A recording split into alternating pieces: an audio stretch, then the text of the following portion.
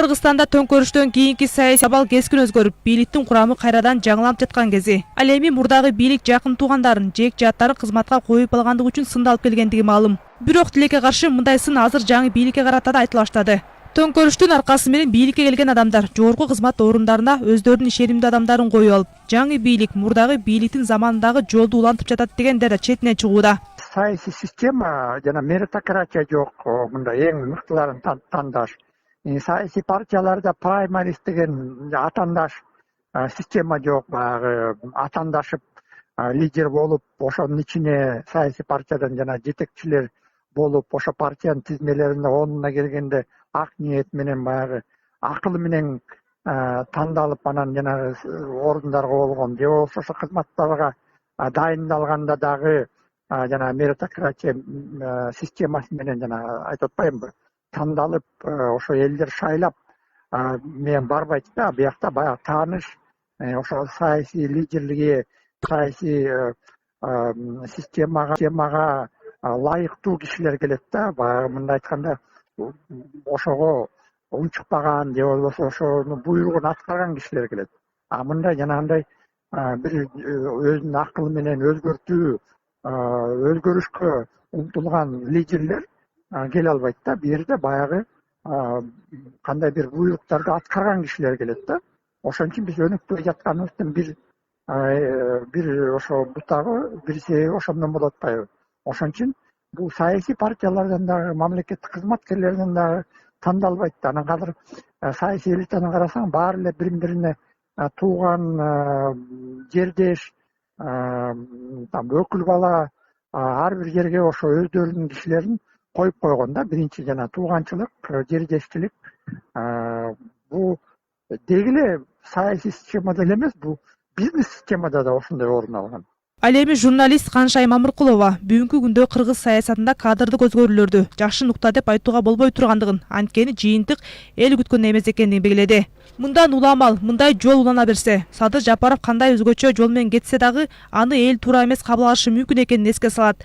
Андыктан ал кандай болбосун, кыргыз бийлиги кадрларды тандоодо элдин пикири менен эсептешүүгө тийиш деп санайт. Учурдагы кыргыз саясатындагы кадрдык өзгөрүүлөрдү жакшы жагына деп айтууга болбойт, анткени азыр эле маалымат келип түштү бизге. Өзгөчө кырдаалдар министрлигине Камчыбек Ташиевдин бир тууган бажасы келди деп атат. Ошондой эле Манас аэропортуна Бакыт Үсөновдун келиши, Бишкек шаарында мына азыр эле чыр менен коштолуп атат. Нариман Түлөевдин кызматка келиши, кыскасы жыйынтык эл күткөндөй эмес. Мындай жол менен кете берсе, Садыр Жапаров өзү BBC'ге интервью бергендей, кандай өзгөчө жол менен кетип атса дагы эл туура эмес кабыл алышы мүмкүн. Себеби мамлекеттеги баардык маселелерди кадрлар чече тургандыгы анык. Мындай болгондон кийин бийликке кандай жол менен келип алса дагы кыргыз бийлиги кадрларды тандоодо элдин пикири менен эсептешүүгө тийиш. Жаранды активисттер Кыргызстанда ар бир бийлик алмашканда кадрлардын алмашуусу табигый көрүнүш катары сыпаттап, бирок келген кадрлар кандай кызматка жайгаштырылды? Мына ушул суроого жооп издешибиз керек экенин айтышат. Ал эми бүгүнкү кадрдык дайындоолор көпчүлүктүн купулуна толбой жаткандыгын бирден бир себеби катары баягы эски кландык башкаруудагы ошол эле Бакиевдин учурундагы кадрлардын баардыгы кайрадан эле негизги кызмат орундарына кайтып келүүсү нараачылыктарды жаратып жаткандыгын, бул кадамдар азыркы жаңы бийликке аброй алып келбейт дешүүдө. Негизи ар бир бийлик алмашканда бул кадрдык саясаттын кайра каралышы, кадрлардын алмашуусу бул табигый көрүнүш. Бирок ошол кандай кадрлар кызмат ордуна отуруп атат деген суроого жооп беришибиз керек. Бүгүнкү кадрдык дайындоолор көпчүлүктүн купулуна толбой жатат. Анткени ошол эски кландык башкаруудагы бийликтин, ошол эле Бакиевдин учурундагы кишилердин баары кайрадан кызмат орундарына, негизги кызмат орундарына кайтып келүүсү бул нараачылыктарды жаратып атат. Мынакей Бишкек шаарынын мэрин ала турган болсок, Нариман Тилеев биргестерде жакшы иштегендир, бирок ал кишинин менин көз карашымда мындан ары кызматта отурууга моралдык укугу жок. Эл аралык Манас аэропортун ала турган болсок, ал жерге дагы ошол Бакиевдин учурунда негизги саясий интригалар жасаган сэрий кардинал болгон Үсөн Сыдыковдун уулу келип атат. Ал жигит Бакыт Сыдыков шайлоонун эң шайлоонундай бир ыплас өткөргөн партиялардын бири болгон Мекеним Кыргызстан партиясынын тизмеси менен жогорку кеңешке шайлоого катышкан болчу. Ушундай дайындоолордун баары бул бийлик үчүн, азыркы бийлик үчүн мындай бир аброй алып келбейт, мамлекет үчүн алдыга жылуулар болбойт. Ошондой эле жаранды активисттер коомчулук арасында мамлекеттик кызматка дайындоодо чындыгында эле пикирлер жана суроолор жаралып жаткандыгын айтып, буга байланыштуу өкмөткө сунуш дагы беришти. Коомчулук арасында мамлекеттик кызматка дайындоодо мындай чоң суроолор, пикирлер пайда болуп атат акыркы күндөрү. Мен өкмөткө мындай сунуш берет элем. Эл аралык компаниялар бар, адам ресурстары боюнча. Аларда аябай чоң тажрыйба бар да. Мына ошолорду 2 жумалык же 3 жумалык мөөнөт менен алып келип иштетсе, алар ким мамлекеттик кызматка барам дегендердин резюмелерин карап, изучат этип, сорттоп, боло тургандай, болбой тургандай кылып бөлүп коюшат.